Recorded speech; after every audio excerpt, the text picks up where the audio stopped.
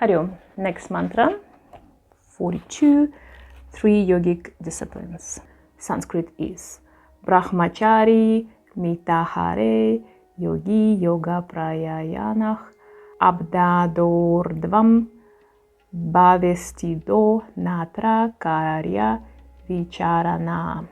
Translation is: the yogi who practices sexual abstinence, moderation in diet, and is a regular practitioner of yoga should become an adept within 1 year.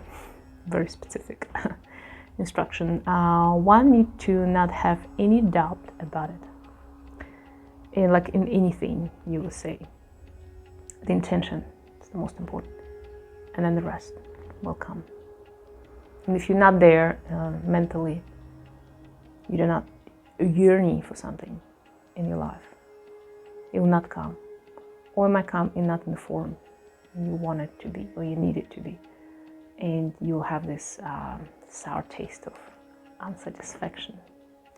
Commentary. The word Brahmacharya means one who walks with God. In yogic parlance, this term implies the practice of sexual abstinence as a means to develop heightened awareness. One who constantly expands the sexual fluids will not be able to rechannel this vital energy upward for spiritual awakening.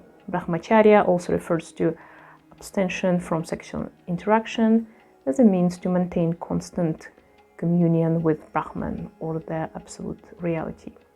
However, since yoga doesn't require for practitioner to renounce family life, Brahmacharya must also be interpreted as moderation and regulation of partial relationships. Brahmacharya must also be interpreted as moderation and regulation of marital relations.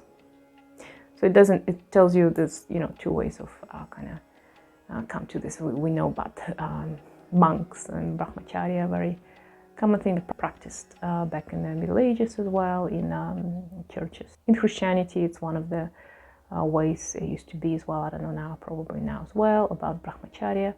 Some doesn't practice it, so do, so it's restrained from any physical, mental, or whatever other sexual interaction. The idea is that first of all, you can stay with the God all the time, so you stay on the high levels and you divert this energy. It's probably in yoga recommended for those who overindulge in that department, have problem with it, like too much need, too much obsession about this, or unnecessary excessiveness. But if you practice some other practices, so you in Tantric yoga, for example, it is okay and it's recommended to practices, but in a specific way. So even through these practices, you harvesting your energies and redirecting it too. So as I say, like with Kundalini rising, your spark can start not specifically from Manipura. So that's what the monks kind of concentrated. So if they have a lot of excess and drawing of the energy on the lower chakras, it'll be very high for them to stay on high levels. Probably that's why they practice Brahmacharya. In the Tantric practices, could we start from the head types of chakras here, or down below, and so it's Stana and Mula, and you can spark this energy and actually accelerate your Kundalini awakening. And there's some specific practices, quite ancient and not publicly practiced or taught, which could be also attributed to that. Don't be very restricted, and it's all about your intention and your mind. And that's what they say in the first just translation. One need not have any doubt about it. So even if you're practicing something sexually involving, you know your final goal. Yeah, because many times the problem that arises from indulging at this department, that we start dissipating this energy, and then it's very hard and impossible to write it up. Yeah. Same in other chakras, overeating, for example. This was previous mantra, or over-loving, I would say. Some people over-exert their emotions. Too happy, and next minute they over-crying about everything, about sunset, or so there's all disbalances. At disbalances, you're having most amazing orgasms, and you love the person who you're doing it with, and you feel amazing. And the next minute, it's not with you, and you always have a deep down, you're going to emotionally drop down. It's impossible to stay like, like a pendant. It's impossible to stay in one side and then don't come back to the other side. That's for practitioners. If you want to experience all these things through the life, but you always stay centered and know your devotion. Final goal. Mitahara means moderation and diet. I'm going to talk a little bit diet. The yogi who is a mitahari eats to live and does not live to eat. So it's always considered to be like 2 lower chakras. Your meaning of living is to preserve your physical body. So the fears, overeating, and sexual reproduction. It's your 3 kind of main basic things which are there. And you will live on a level like a mouse or like some kind of animal who afraid for its skin, yeah? Or like a wolf, it will eat everything before, even if its stomach is very full, it will still eat because it doesn't know when next time it's gonna eat enough. If you observed wild dogs or wolves, how they, or scavengers, how they eat.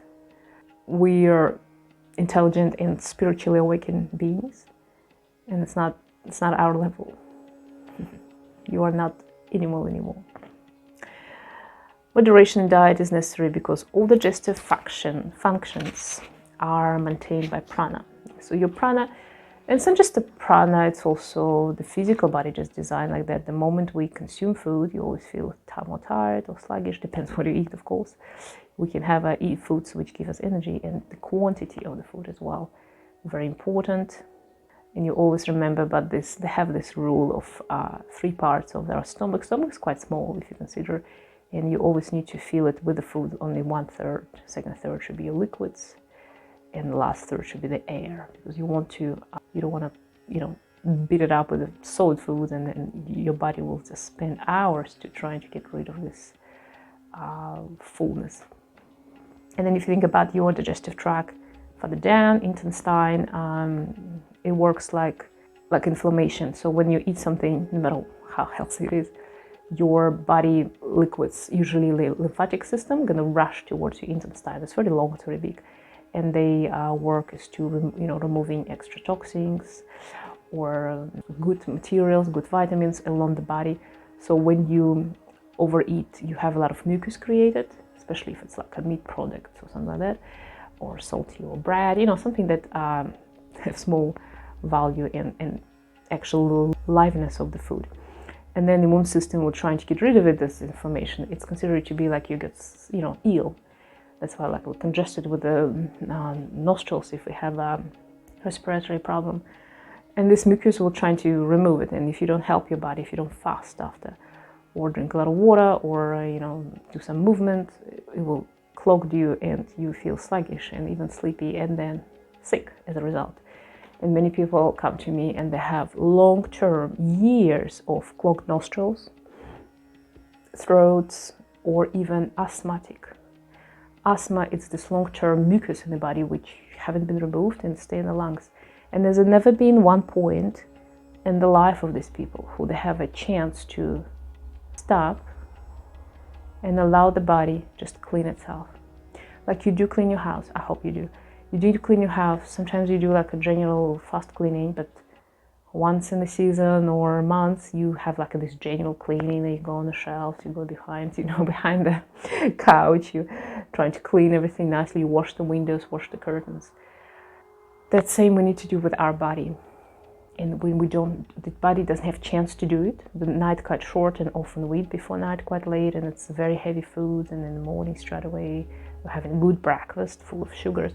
And the body never had chance to clean itself. So we always have to have a chance. We need to give this fasting half of the day or one day or weekly fasting, healthy fasting for the body so it's cleans.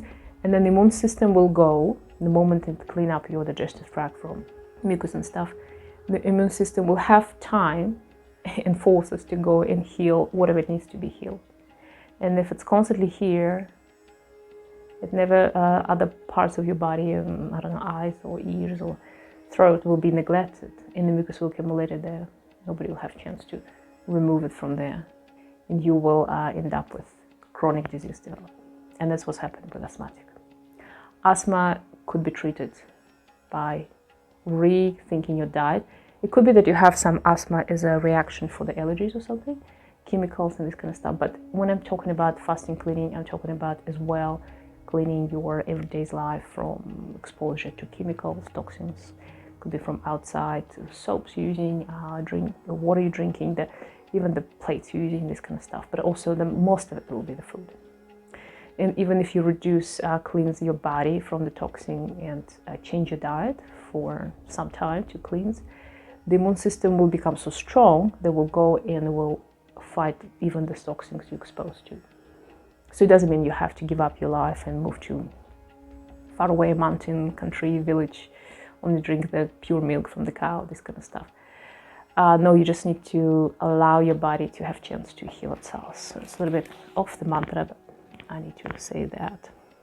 The more food one eats, the more prana is required to digest it.